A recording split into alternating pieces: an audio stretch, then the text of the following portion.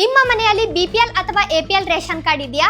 ಹಾಗಾದ್ರೆ ಈ ಒಂದು ವಿಷಯವನ್ನು ನೀವು ತಪ್ಪದೆ ತಿಳಿದುಕೊಳ್ಳಬೇಕು. ಇತ್ತೀಚಿನ ದಿನಗಳಲ್ಲಿ ರೇಷನ್ ಕಾರ್ಡ್ ಬಗ್ಗೆ ಹಲವಾರು ಸುದ್ದಿಗಳು ಮತ್ತು ಮೆಸೇಜ್ಗಳು ಹರಿದಾಡುತ್ತಿವೆ. ಕೆಲವರಿಗೆ ಕಾರ್ಡ್ ಸ್ಟೇಟಸ್ ಬಗ್ಗೆ ಗೊಂದಲ, ಇನ್ನು ಕೆಲವರಿಗೆ ಬಿಪಿಎಲ್ ಕಾರ್ಡ್ ಮುಂದುವರಿಯುತ್ತದೆಯಾ, ಎಪಿಎಲ್ ಕಾರ್ಡ್ ಆಗುತ್ತೆ ಅನ್ನೋ ಪ್ರಶ್ನೆ. ಆದರೆ ಇಲ್ಲಿ ಒಂದು ಮುಖ್ಯವಾದ ವಿಷಯ ಇದೆ. ನಿಮ್ಮ ರೇಷನ್ ಕಾರ್ಡ್ ನಲ್ಲಿರುವ ಮಾಹಿತಿ ಸರಿಯಾಗಿದೆಯಾ, ಕುಟುಂಬದ ಸದಸ್ಯರ ಹೆಸರು ಸರಿಯಾಗಿದೆಯಾ, ಮೊಬೈಲ್ ಸಂಖ್ಯೆ ಅಪ್ಡೇಟ್ ಆಗಿದೆಯಾ ಮತ್ತು ನಿಮ್ಮ ಕಾರ್ಡ್ ನ ಸ್ಟೇಟಸ್ ಏನ್ ಅನ್ನೋದನ್ನ ನೀವು ಚೆಕ್ ಮಾಡಿದ್ದೀರಾ? ಇವುಗಳಲ್ಲಿ ಯಾವುದಾದರೂ ಸಮಸ್ಯೆ ಇದ್ದರೆ ಮುಂದೆ ಸರ್ಕಾರದ ಸೌಲಭ್ಯ ಪಡೆಯುವಾಗ ತೊಂದರೆ ಆಗುವ ಸಾಧ್ಯತೆ ಇರಬಹುದು. ಹಾಗಾಗಿ ಇವತ್ತಿನ ವಿಡಿಯೋದಲ್ಲಿ ರೇಷನ್ ಕಾರ್ಡ್ ಹೊಂದಿರುವವರು ಪ್ರತಿಯೊಬ್ಬರು ತಿಳಿದುಕೊಳ್ಳಬೇಕಾದ ಪ್ರಮುಖ ವಿಷಯವನ್ನು ಒಂದೊಂದಾಗಿ ನೋಡೋಣ. ಹಾಗಾಗಿ ವಿಡಿಯೋವನ್ನ ಕೊನೆವರೆಗೂ ನೋಡಿ. ಸ್ನೇಹಿತರೆ, ಮೊದಲನೆಯದಾಗಿ ರೇಷನ್ ಕಾರ್ಡ್ ಅಂದ್ರೆ ಕೇವಲ ಅಕ್ಕಿ ಅಥವಾ ಆಹಾರ ಧಾನ್ಯ ಪಡೆಯಲು ಬಳಸುವ ಡಾಕ್ಯುಮೆಂಟ್ ಮಾತ್ರ ಅಲ್ಲ. ಕರ್ನಾಟಕದ ಕುಟುಂಬದ ಗುರುತು ಮತ್ತು ವಿವಿಧ ಸರ್ಕಾರಿ ಸೌಲಭ್ಯಗಳ ಸಂದರ್ಭದಲ್ಲಿ ರೇಷನ್ ಕಾರ್ಡ್ ಮಾಹಿತಿಯನ್ನು ಬಳಸಲಾಗುತ್ತದೆ. ಅದಕ್ಕಾಗಿ ನಿಮ್ಮ ಕಾರ್ಡ್ ನಲ್ಲಿ ಇರುವ ಡೀಟೇಲ್ ಸರಿಯಾಗಿರುವುದು ಬಹಳ ಮುಖ್ಯ. ಮೊದಲಿಗೆ ನಿಮ್ಮ ರೇಷನ್ ಕಾರ್ಡ್ ನಲ್ಲಿ ಕುಟುಂಬದ ಸದಸ್ಯರ ಹೆಸರುಗಳು ಸರಿಯಾಗಿದೆಯಾ ಅಂತ ಪರಿಶೀಲಿಸಿ.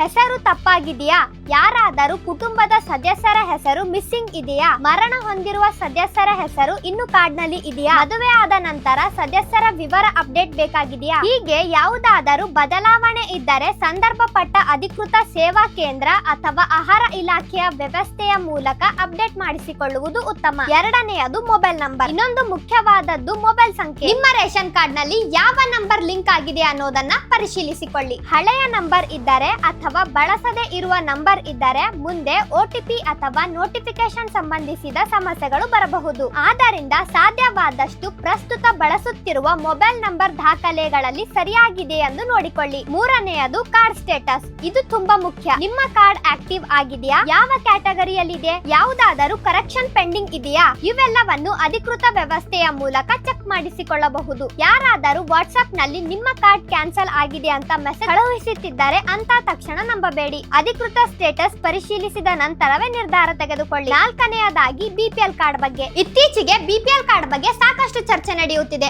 ಆದ್ರೆ ಒಂದು ವಿಷಯವನ್ನು ನೆನಪಿಟ್ಕೊಳ್ಳಿ, ಎಪಿಎಲ್ ಕಾರ್ಡ್ ಇದೆ ಅಂದ ಮಾತ್ರಕ್ಕೆ ನಿಮ್ಮ ಕಾರ್ಡ್ ತಕ್ಷಣ ಬಿಪಿಎಲ್ ಆಗುತ್ತೆ ಅಥವಾ ಬಿಪಿಎಲ್ ಕಾರ್ಡ್ ಇದೆ ಅಂದ ಮಾತ್ರಕ್ಕೆ ಎಲ್ಲರಿಗೂ ಒಂದೇ ರೀತಿಯ ಸೌಲಭ್ಯ ಸಿಗುತ್ತೆ ಅನ್ನೋದು ಸರಿಯಲ್ಲ. ಯೋಜನೆಯ ಪ್ರಕಾರ ಅರ್ಹತೆ ಮತ್ತು ಸರ್ಕಾರದ ನಿಯಮಗಳು ಬದಲಾಗಬಹುದು. ಆದ್ದರಿಂದ ಸೋಷಿಯಲ್ ಮೀಡಿಯಾನಲ್ಲಿ ಹರಿದಾಡುತ್ತಿರುವ ಲಿಸ್ಟ್ ಅಥವಾ ವಿಡಿಯೋ ನೋಡಿ ಮಾತ್ರ ನಿಮ್ಮ ಕಾರ್ಡ್ ಕ್ಯಾಟಗರಿ ಬಗ್ಗೆ ನಿರ್ಧಾರ ಮಾಡಬೇಡಿ. ನಿಮ್ಮ ಕುಟುಂಬದ ದಾಖಲೆಗಳು ಮತ್ತು ಅಧಿಕೃತ ಸ್ಟೇಟಸ್ ಪರಿಶೀಲಿಸುವುದು ಮುಖ್ಯ. ಐದನೆಯದು ಕಾರ್ಡ್ ಕ್ಯಾನ್ಸಲ್ ಆಗುತ್ತೆ ಅನ್ನೋ ಭಯ ಬೇಡ. ಇನ್ನೊಂದು ವಿಷಯ, ರೇಷನ್ ಕಾರ್ಡ್ ಬಗ್ಗೆ ಯಾವಾಗಲೂ ಇಷ್ಟು ಕಾರ್ಡ್ ಕ್ಯಾನ್ಸಲ್ ಇಲ್ಲ, ಬಿಪಿಎಲ್ ಕಾರ್ಡ್ ಕ್ಯಾನ್ಸಲ್ ಅಂತ ಹೆಡ್ಲೈನ್ಸ್ ನೋಡಬಹುದು. ಆದರೆ ಪ್ರತಿಯೊಂದು ಕೇಸ್ ಒಂದೇ ಆಗಿರುವುದಿಲ್ಲ. ಡೂಪ್ಲಿಕೇಟ್ ಕಾರ್ಡ್, ಅರ್ಹತೆ ಇಲ್ಲದಿರುವುದು, ದಾಖಲೆಗಳು ಮಿಸ್ ಮ್ಯಾಚ್ ಅಥವಾ ವೆರಿಫಿಕೇಶನ್ ಗೆ ಸಂಬಂಧಿಸಿದ ಸಮಸ್ಯೆಗಳು ಇದ್ದರೆ ಇಲಾಖೆಯಿಂದ ಕ್ರಮ ಕೈಗೊಳ್ಳುವ ಸಾಧ್ಯತೆ ಇರಬಹುದು. ಹಾಗಾಗಿ ನಿಮ್ಮ ಕಾರ್ಡ್ ನಲ್ಲಿ ಎಲ್ಲ ಡೀಟೇಲ್ ಸರಿಯಾಗಿದ್ದರೆ ಕೇವಲ ಸೋಷಿಯಲ್ ಮೀಡಿಯಾ ಮೆಸೇಜ್ ನೋಡಿ ಆತಂಕ ಪಡಬೇಕಾಗಿಲ್ಲ. ಯಾವುದೇ ಅಫಿಷಿಯಲ್ ನೋಟಿಸ್ ಬಂದರೆ ಅದನ್ನು ಗಮನದಿಂದ ಪರಿಶೀಲಿಸಿ. ಆರನೆಯದು, ನೀವು ಈಗ ಏನ್ ಮಾಡಬೇಕಾದದ್ದು ಬಹಳ ಸಿಂಪಲ್. ಮೊದಲಿಗೆ ನಿಮ್ಮ ರೇಷನ್ ಕಾರ್ಡ್ ತೆಗೆದುಕೊಳ್ಳಿ, ನಿಮ್ಮ ಹೆಸರು ಚೆಕ್ ಮಾಡಿ, ಕುಟುಂಬದ ಸದಸ್ಯರ ಹೆಸರು ಚೆಕ್ ಮಾಡಿ,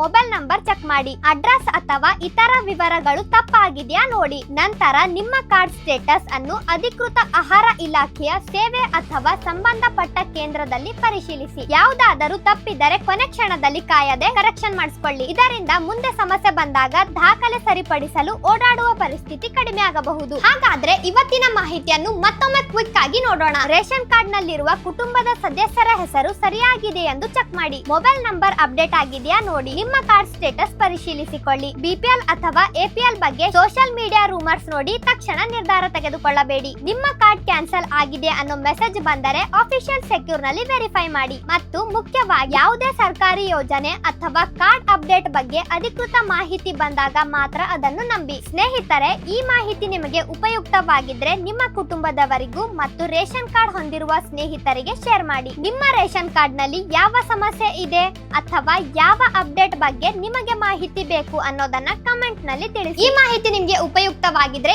ಈ ವಿಡಿಯೋವನ್ನ ಲೈಕ್ ಮಾಡಿ, ಶೇರ್ ಮಾಡಿ, ಕಮೆಂಟ್ ಮಾಡಿ. ಮತ್ತೆ ನಮ್ಮ ನಿತ್ಯ ಕರ್ನಾಟಕ ಟಿವಿ ಯೂಟ್ಯೂಬ್ ಚಾನೆಲ್ ಅನ್ನ ಸಬ್ಸ್ಕ್ರೈಬ್ ಮಾಡ್ಕೊಳ್ಳಿ. ಧನ್ಯವಾದಗಳು. ಮತ್ತೆ ಮುಂದಿನ ವಿಡಿಯೋದಲ್ಲಿ ಭೇಟಿಯಾಗೋಣ.